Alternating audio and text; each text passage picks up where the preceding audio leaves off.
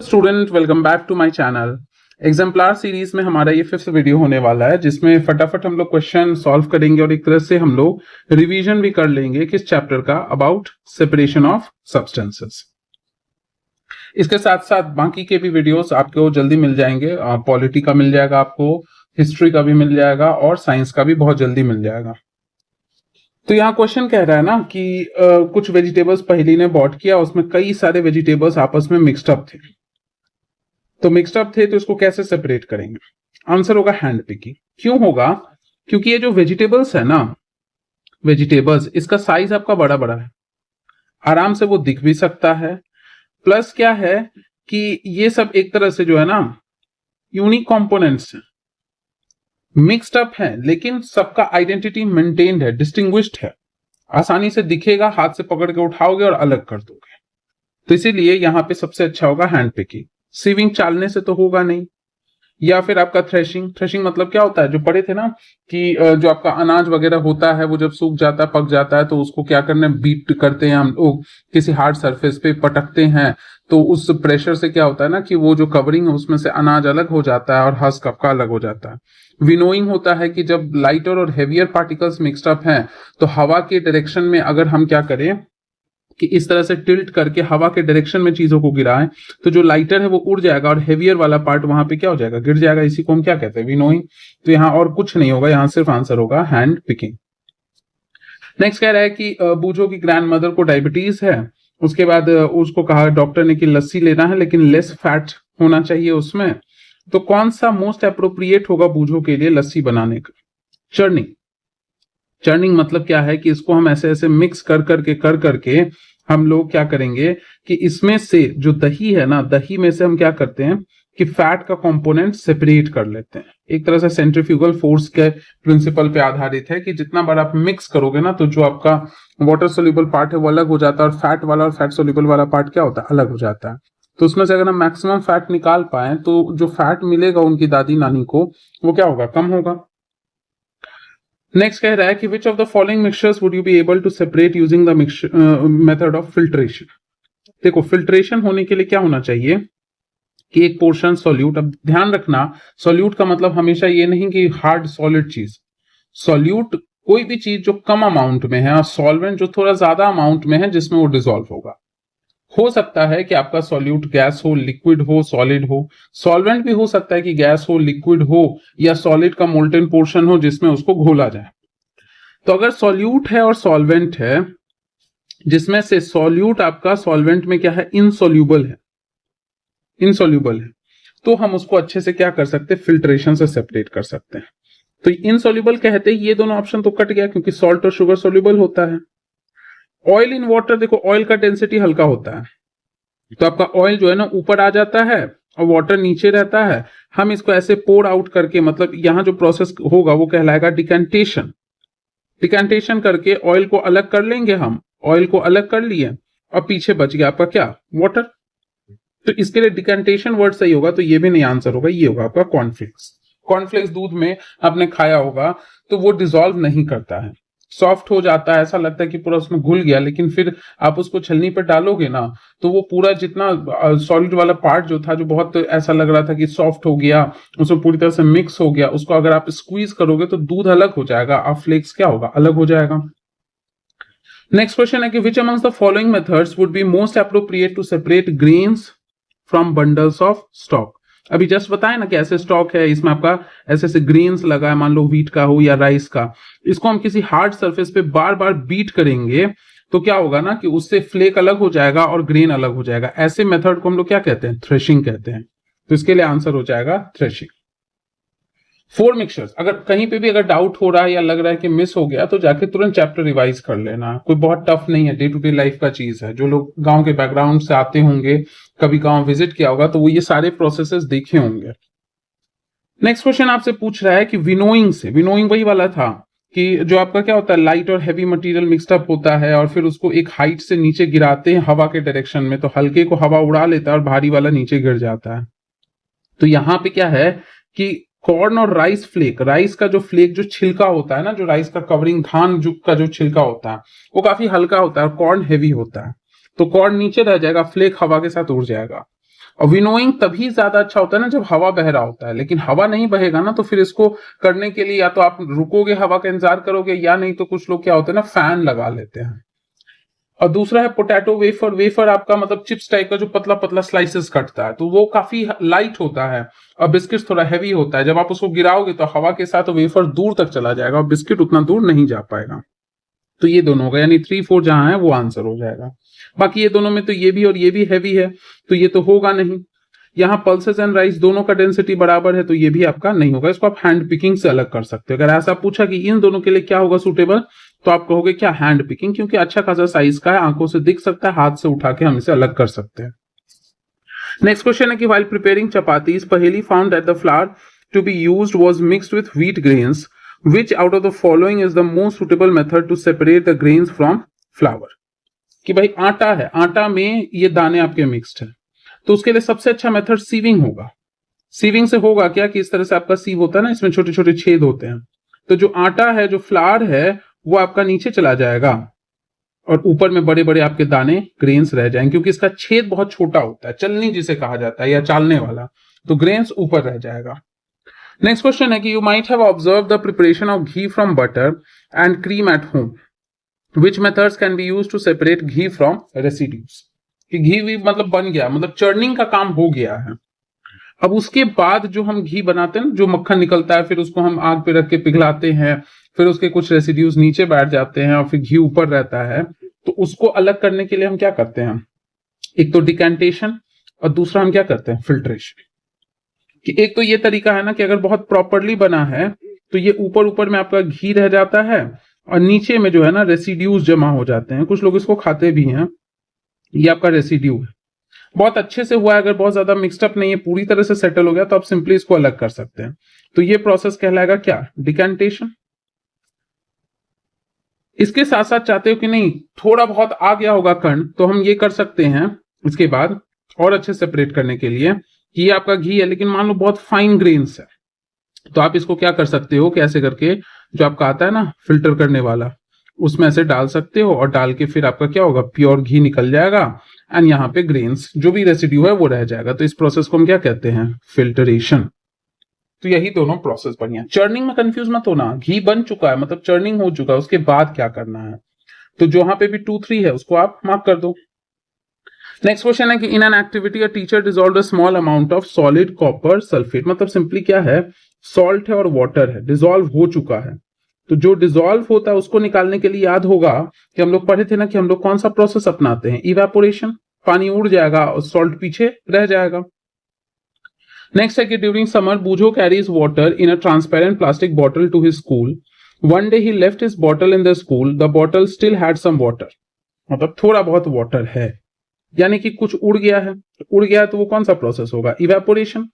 कि लिक्विड चीज हीट होते होते वेपर के फॉर्म में कन्वर्ट हुआ और फिर वो वेपर जो है वो धीरे धीरे उड़ता चला गया, बॉटल के कैप के बीच में, बॉटल के जो मॉलिक्यूल्स उनके बीच में जो भी गैप होगा उससे वो निकल गया। फिर नेक्स्ट डे वो देख रहा है कि ऑब्जर्व कर रहा है कि उस बॉटल के इनर साइड में कुछ छोटे छोटे से आपके ड्रॉपलेट्स दिख रहे हैं। तो इनर साइड में कुछ ड्रॉपलेट्स दिख रहा है, वो किस वजह से होगा कि जो वेपर उड़ रहा होगा वो सरफेस अगर ठंडा होगा उस वेपर के तुलना में, तो वहां पे जाके क्या कर गया होगा, कंडेंस कर गया होगा। जैसे होता है ना कि आप ठंडा पानी ग्लास में लेके बैठो, थोड़ा देर रुको, या कोल्ड ड्रिंक, तो देखते हो ग्लास के बाहरी सरफेस पे किनारे किनारे पे आपका जो है लगता है पूरा पानी सा जम गया। वो इसलिए क्योंकि वो सरफेस ठंडा है, इन्वायरमेंट में वाटर वेपर है, वो उस सरफेस के कॉन्टैक्ट में आया तो कंडेंस हो गया, लिक्विड ड्रॉपलेट्स बन गया। तो यहाँ आंसर क्या है, वही तो पूछ रहा है कि कौन सा प्रोसेस होगा, तो evaporation and condensation.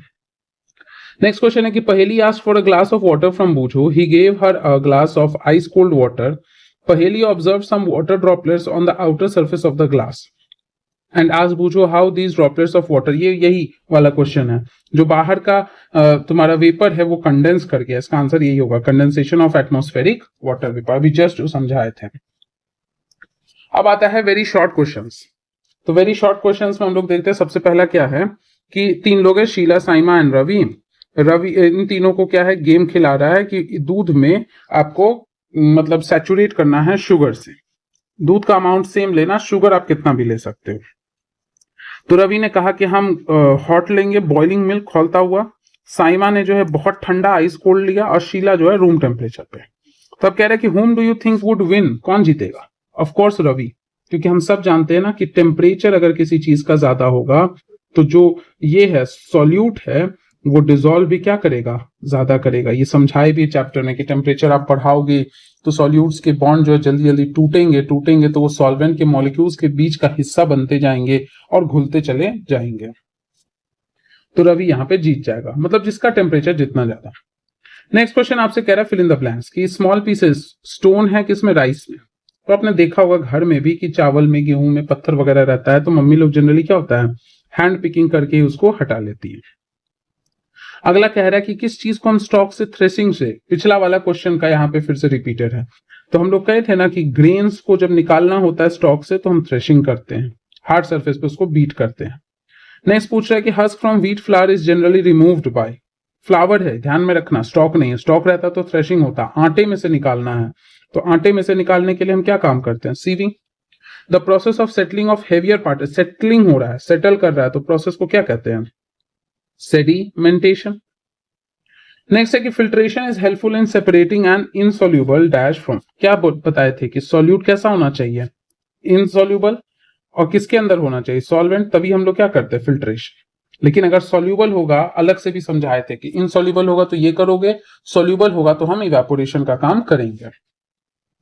Next question पूछ रहा है कि ऑयल एंड वाटर का मिक्सचर है, इसको हम फिल्ट्रेशन से हटाएंगे, तो आप कहना फॉल्स है। इसके लिए सिखाए थे ना कौन सा process, decantation. Water can be separated from salt by evaporation, बिल्कुल सही बात है। Mixture of wheat grains and wheat flour can be separated by sieving, बिल्कुल सही है, क्योंकि ध्यान रखना आटा है, यही अगर ग्रेन रहता कि मतलब ग्रेन को हम जो है स्टॉक से निकाल रहे तो थ्रेशिंग कहते हैं आप। Mixture of iron from rice flour, कुछ भी हो लेकिन एक सब्सटेंस मैग्नेटिक है दूसरा नॉन मैग्नेटिक है तो उसको हम मैग्नेट से हटा सकते हैं तो ट्रू हो जाएगा। अब मिक्सचर, अब यहीं पे आयरन फिलिंग के साथ राइस ग्रेन रहता है तो हैंड पिकिंग भी हो सकता था, लेकिन राइस का क्या है, फ्लावर है, तो यहाँ सीविंग भी कर सकते हो, मैग्नेटिक भी कर सकते हो, बहुत अच्छा है, तो दोनों सही हो सकता है, दोनों दिया रहता है, दोनों के लिए ट्रू होता। A mixture of wheat grain and rice flake, grain है साथ में फ्लेक है, can be separated by winnowing, बिल्कुल, ये आपका लाइटर होता है डेंसिटी में और ये कैसा होता है, हेवियर, तो हम विनोइंग से इसको सेपरेट कर सकते हैं। नेक्स्ट है कि अ mixture of tea leaves and milk can be separated bye decantation. देखो यहां पे ना कई जगहों पे मेनी प्लेसेस पे आपको ये ट्रू दिया होता है, लेकिन इसके लिए बेस्ट आंसर होगा, अब अपने स्कूल में जो लोग स्कूल वाले हैं तो वो अपने स्कूल के हिसाब से चलना, लेकिन जो यूपीएससी एस्पिरेंट ये वीडियो देख रहे हैं वो हमेशा बेस्ट ऑप्शन यहाँ पे मार्क करना क्या, फिल्ट्रेशन। क्योंकि देखो जरूरी नहीं है कि टी लीव्स जो है ना, क्योंकि लीव्स बोल रहा है ना, टी जो लीव्स होता है कभी कभी आपका ऐसे फ्लेक्स के फॉर्म में भी रहता है जो कि लाइटर होता है, वो ऊपर रहता है, और बाकी जो गोल गोल रहता है पाउडर फॉर्म में वो सेटल करता है, तो जो सेटल करेगा उसको डिकैंटेशन से तो आप हटा लोगे, लेकिन जो नहीं कर पाया, सॉल्यूशन में ही है, फ्लोटिंग स्टेज में ही है, तो वहां डिकैंटेशन नहीं काम करेगा। बट अगर फिल्ट्रेशन करोगे तो जो सेटल भी हुआ, जो ऊपर भी है, जो बीच में भी है सॉल्वेंट में, वो सब हट जाएगा। तो इसके लिए बेस्ट ऑप्शन आपका क्या है, फिल्ट्रेशन। लेकिन स्कूल के हिसाब से देख लेना, आपके टीचर्स ने ये करवाया है डिकैंटेशन को ट्रू तो कर लेना, क्योंकि टीचर्स का स्कूल में थोड़ा ईगो पावर रहता है, वो अपना जो आंसर देते हैं उसी पे मार्क्स देते हैं, तो क्यों अपना मार्क्स मुफ्त में कटवा लेना। नेक्स्ट है कुछ short question, name and describe briefly a method which can be helpful in separating mixture of husk from grains, lighter को हेवियर से। मेथड क्या होगा आपका, विनोइंग। अब प्रिंसिपल अभी जस्ट बताए ना कि लाइटर होना चाहिए और एक हेवियर होना चाहिए, यही आपका प्रिंसिपल है, अपने वर्ड्स में अच्छे से लिख लेना, खुद से लिखोगे तो थोड़ा सा अपना भी वोकैब स्ट्रांग होगा। नेक्स्ट क्वेश्चन आपका कह रहा है मैच द कॉलम। अब मैच द कॉलम में है सबसे आसान पार्ट यही होता है आपका, क्योंकि अगर 2-3 भी आ गया और ये ऑब्जेक्टिव में दे दिया तो फिर आपका काम बन जाता है। तो देखो कह रहा है कि ऑयल मिक्सड इन वाटर, तो अभी बताए थे ना decantation. Iron powder mix with flower, magnet बताए थे, हैंड पिकिंग में भी डाल सकते हो। Salt mixed with water, dissolve कर गया तो डिसॉल्व वाले को कैसे निकालेंगे, evaporation. Ladies finger mixed with French beans, बड़े बड़े साइज का है तो हैंड पिकिंग आप कर सकते हो। Rice flour mixed with kidney beans, अच्छा राइस फ्लावर के साथ आयरन पाउडर है ना, तो आप उसको नहीं कर सकते हो सेपरेट हैंड पिकिंग से, क्योंकि दोनों ही पाउडर फॉर्म में, हाथ से नहीं अलग होगा, मैग्नेट ही देना पड़ेगा। राइस फ्लावर किडनी बीन्स से आपका जो है ये सीविंग हो जाएगा, क्योंकि ये बड़े साइज का है और ये छोटा छोटा है, तो सीव कर लो, निकल जाएगा। या यहाँ पे हैंड पिकिंग करके भी बीन्स को अलग कर सकते हैं, बट टाइम ज्यादा लेगा। ऑप्शन है हमारा सीविंग, समय बचेगा तो क्यों ना सीविंग के साथ जाए। Long answer question. अब यहाँ कह रहा है कि both Sarika and Mohan were asked to make salt solution. ठीक बात है। Sarika was given a teaspoonful of salt and half a glass of water, whereas Mohan was given 20 teaspoons full of salt and half a glass of water. How would they make salt solutions? मतलब simple सा है कि सारिका को क्या दिया गया है, 1 चम्मच और आधा ग्लास पानी। मोहन को दिया गया है 20 चम्मच और उतना ही पानी। फिर भी दोनों को डिसॉल्व करना है, तो कैसे करेगा? तो भाई सारिका को तो कोई टेंशन नहीं है, ये नॉर्मल वाटर, यहाँ पे वही टेम्परेचर का प्रिंसिपल लगेगा। लेकिन मोहन को क्या करना पड़ेगा कि जो सॉल्वेंट है ना वाटर, उसको बॉईल करना पड़ेगा ताकि टेम्परेचर बढ़े तो ज्यादा डिसॉल्व हो सके। Who would be able to prepare saturated solution, कि भाई कौन जो है वो आपका सैचुरेटेड सॉल्यूशन प्रिपेयर कर सकता है। तो यहाँ पे देखो दोनों जो है ना कर सकता है, लेकिन ज्यादा प्रोबेबिलिटी मोहन का है, क्योंकि यहाँ पे आधा ग्लास पानी पे उसको सिर्फ 1 ही चम्मच है सारिका को, तो जरूरी नहीं कि सैचुरेट हो ही जाए। लेकिन मोहन के पास इतना ज्यादा है कि वो डेफिनेटली वो जो है ना या तो नॉर्मल टेम्परेचर पे भी कर सकता है, लेकिन टेम्परेचर और बढ़ा दे तो और भी ज्यादा डिसॉल्व कर सकता है। तो ये तो डेफिनेटली सैचुरेटेड सॉल्यूशन प्रिपेयर करने वाला है। नेक्स्ट क्वेश्चन है कि Paheli was feeling thirsty but there was only a pot of water at home which was muddy and unfit. Mud है। How do you think Paheli would have made this water fit for drinking if the following materials were available to her? ये सब materials है। तो याद है ना हम लोग क्या करते थे, एलम ऐड कर दिए, तो एलम ऐड करते थे तो सारा जो ये है वो सब क्या होता था, नीचे सेटल हो जाता था। उसके बाद क्या, नीचे जब सेटल हो गया तो फिर हम उसको मसलिन क्लॉथ से क्या कर दिए, छान दिए। तो एक तो तरीका हो सकता है कि एलम डाल के मसलिन क्लॉथ डालो, नहीं तो पहले ही कुछ लोग क्या करते हैं कि पहले मसलिन क्लॉथ ले लो, उससे जो बड़ा बड़ा पार्टिकल होगा ना, लार्ज पार्टिकल्स, वो अलग हो जाएगा। देन उसके बाद क्या है कि आप क्या कर लो, एलम डाल दो, तो जो बहुत छोटा पार्टिकल होगा वो फिर से आपका क्या हो जाएगा, प्रेसिपिटेट कर जाएगा। एलम डालने से ना चीजें प्रेसिपिटेट कर जाती गंदगी। अब ऊपर जो है तुम्हारा क्लियर लिक्विड है, तो क्लियर लिक्विड ऊपर हो गया, क्योंकि बाकी गंदगी एलम अपने साथ नीचे ले आए, तो इसके साथ तुम क्या कर लोगे, डिकैंटेशन कर लोगे। और डिकैंटेशन कर, देखो शुरू में भी किया जा सकता था कि एलम पहले ही डाल दिए तो सेपरेट हो गया, और फिर मसलिन क्लॉथ से छान लिए और तब उसके बाद बॉईल कर सकते हैं। नहीं तो क्या है ना, और अच्छे से कि थोड़ा बहुत भी करना रहे तो पहले मसलिन से छान लो, फिर एलम डाल दो, तो जो छोटा मोटा रहेगा सब अलग हो गया, डिकैंटेशन से निकाल लिए, बॉईल करके जितना बैक्टीरिया वगैरह है ना, माइक्रोब्स, वो सब माइक्रोब्स आपका मर जाएगा, तो माइक्रोब्स का खेल खत्म हो गया। अब आप इसको ठंडा करके आराम से पी सकते, बस इतना सा ही काम करना है। नेक्स्ट है कि read the story titled wise farmer and tick the correct option to complete the story. तो कुछ आपका ये स्टोरी है, स्टोरी करने के बाद क्या है कि the wise farmer and his wife was a good price for the flower, can you tell why. अब ये आपका क्या है, होमवर्क है। कुछ इश्यू आए तो आप जरूर जो है ना पूछ सकते हैं, लेकिन यहाँ पे आपका खुद का ना ब्रेनस्टॉर्मिंग करना है, अपना थोड़ा दिमाग लगाओ, पढ़ो, और पढ़ने के बाद कहानी से क्या कंक्लूजन निकलता है आप ड्रॉ कीजिए। नहीं हो रहा है तो आप बेझिझक जो है ना पूछ सकते हैं, कहीं पे भी कमेंट कर सकते हैं, इंस्टा पे कनेक्ट कर सकते हैं, आप पूछ सकते हैं। लेकिन चूंकि एक स्टोरी फॉर्म में है तो ये आपके ऊपर छोड़ दिया, वरना ये बहुत आसान है इसको करवाना। ऐसे जब भी बड़े क्वेश्चन हो ना तो समझ जाना ये क्वेश्चन बहुत बहुत बहुत इजीएस्ट कैटेगरी में आता है, देखने में बड़ा लगता है, लेकिन पढ़ लोगे ना तो अपने आप आंसर दिखने लगेगा। You are provided with a mixture of salt, अच्छा ठीक है, सॉल्ट का मिक्सचर है, सैंड का है, ऑयल का है, और फिर आपका क्या है, वाटर का है। अब पूछ रहा है कि right the steps involve for the separation of salt, sand and oil from mixture by giving activity with along with the diagram. देखो सबसे पहले क्या है ना कि आप इसको थोड़ी देर छोड़ दो, सेटल करेगा, सेटल करेगा तो कौन सा प्रोसेस होगा, सेडिमेंटेशन। अब ये ऊपर में क्या है आपका, अभी फिलहाल ऑयल है, प्लस आपका सॉल्ट है एंड वाटर अपना है, नीचे आपके पार्टिकल्स जो है ये सेटल हो गए, ये आपका कौन सा है, सैंड का पार्टिकल है। अब ऊपर से जो क्लियर लिक्विड है उसका क्या कर लीजिए आप, डिकैंटेशन। अब ये डिकैंटेशन कर लिए तो अब आपको इसमें क्या मिला, वाटर है, ऊपर लाइटर है तो ऑयल है, और इसी में मिक्स्ड है आपका क्या, सॉल्ट। अब ये क्या हुआ कि ऊपर से आप इसको निकाले तो ऑयल भी तो कुछ आपका पानी के साथ चला गया, एक बार फिर से इसके ऊपर क्या कर लो, डिकैंटेशन। कई सारे ऑप्शंस है, नो डाउट बहुत सारे ऑप्शंस है। कुछ लोग पहले ही इवेपोरेट करके सॉल्ट को पीछे कर लेंगे, फिर सैंड हटाएंगे, कोई दिक्कत नहीं है, सब तरीका सही है। डिकेंटेशन कर दिए तो अब आपके पास सिर्फ और सिर्फ क्या है, सॉल्ट एंड वाटर का मिक्सचर है। ऑयल तो आप हटा दिए, अब इसको ले जाके आप क्या कर दो, इवेपोरेशन। इवेपोरेशन करोगे तो आपका वेपर बनके वाटर अलग हो जाएगा एंड सॉल्ट पीछे रह जाएगा। इस वेपर को आप क्या कर सकते हो कि ऐसे जब कंटेनर से वेपर निकल रहा है ना, डायग्राम बना देना कि यहां से जब वेपर निकल रहा है तो इस जगह पे ना ऐसे करके आप ठंडा सा कुछ डाल सकते हो इस तरह से, तो होगा क्या ना, थोड़ा स्लांटिंग वे में इस तरफ।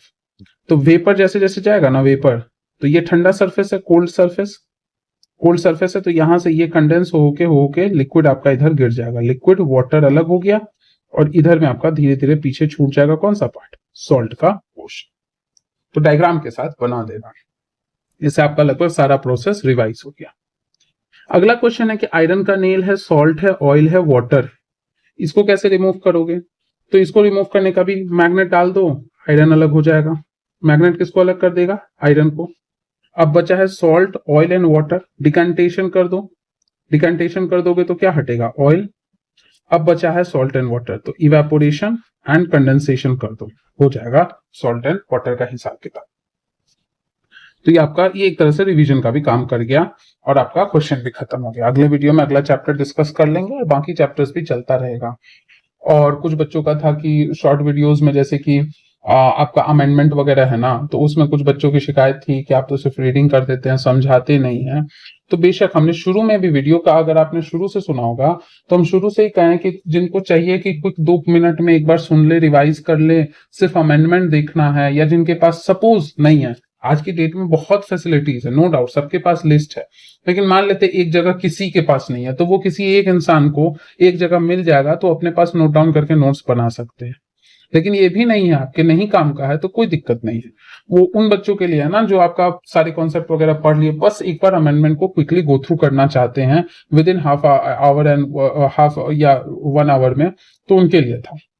रेस्ट नेक्स्ट एक इश्यू आ रहा है, उसी में अमेंडमेंट में बच्चों ने कहा कि ट्रिक्स के बारे में, तो सबसे पहले एक वार्निंग साइन आपको हम दे देंगे कि प्लीज डोंट, ये पर्सनल एक्सपीरियंस से है, डोंट गो फॉर ट्रिक्स, बता देते हैं।